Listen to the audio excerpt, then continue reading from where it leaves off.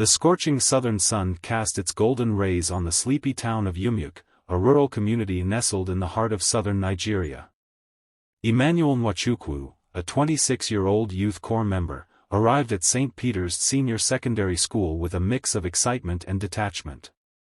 Fresh from his deployment, Emmanuel had expected nothing more than a quiet, uneventful year before returning to Abuja. He was charismatic, confident, and dangerously charming, a young man who knew how to get what he wanted. As he introduced himself to the students, his deep voice and polished English captivated them. Among them was Adaora Okafor, an 18-year-old SS3 student with bright eyes and an eager heart. She watched him closely, drawn to his confident stride and effortless charm.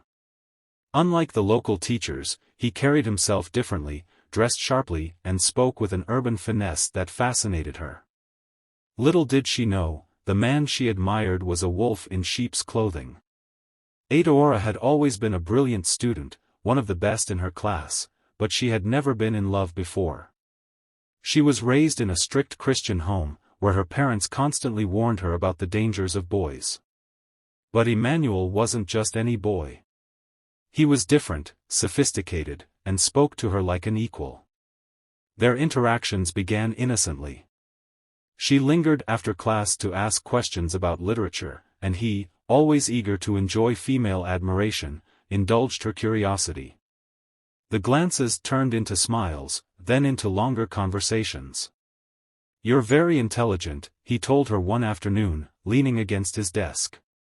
"Thank you, sir," she replied, blushing. "Call me Emmanuel." "Sir, makes me feel old." She giggled. It felt like a privilege, calling him by his first name, something none of her classmates could do. But the subtle lines between teacher and student were beginning to blur. Emmanuel knew better.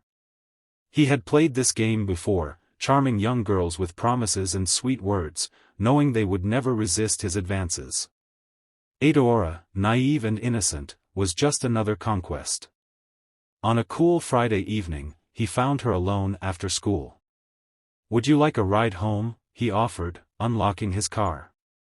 "I don't think my parents would like that," she hesitated. "Just a quick ride." "I promise."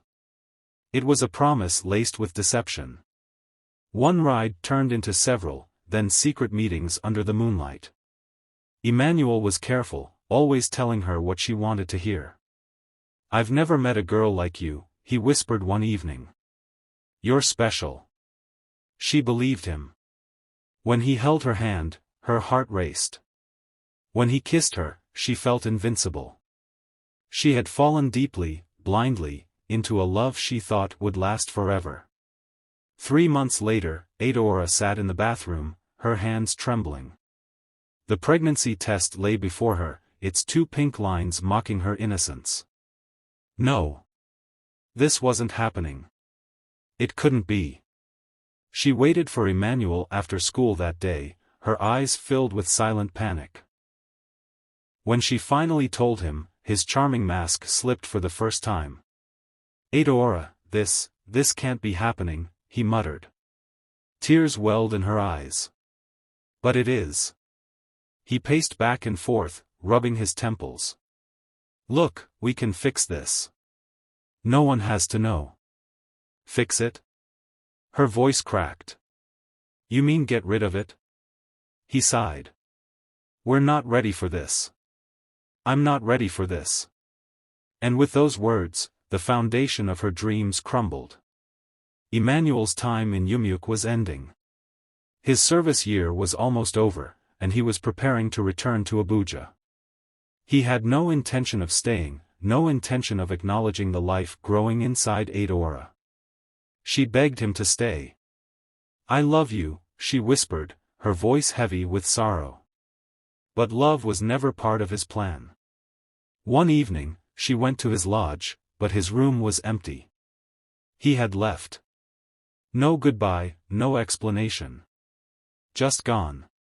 Adaora collapsed on the dusty ground, her cries muffled by the night. Months later, Emmanuel received a message from an unknown number. She gave birth. "It's a girl." His heart pounded. He had tried to move on, convincing himself that Adoora was just a mistake. But now, a part of him was out there, in the world, waiting for a father who never wanted her. For the first time, regret clawed at him. He thought he could escape the consequences of his actions. But the past always has a way of catching up. And this time, there was nowhere to run. Adoora, now a young mother, had learned the hardest lesson of all: love, when misplaced, could be devastating. She had given her heart to a man who never deserved it, and in return, she had lost everything: her innocence, her dreams, her future. But as she held her baby girl in her arms, she realized something powerful. She was no longer a victim. She was a survivor. And no matter how broken her past, she would rise, stronger than before. This story is a cautionary tale, shedding light on the vulnerability of young girls and the irresponsibility of men who prey on them. Emmanuel thought he could run from his actions, but in the end, he had to face the weight of his choices. Adoora, though broken, found strength in motherhood, proving that even in the darkest times, there is always light.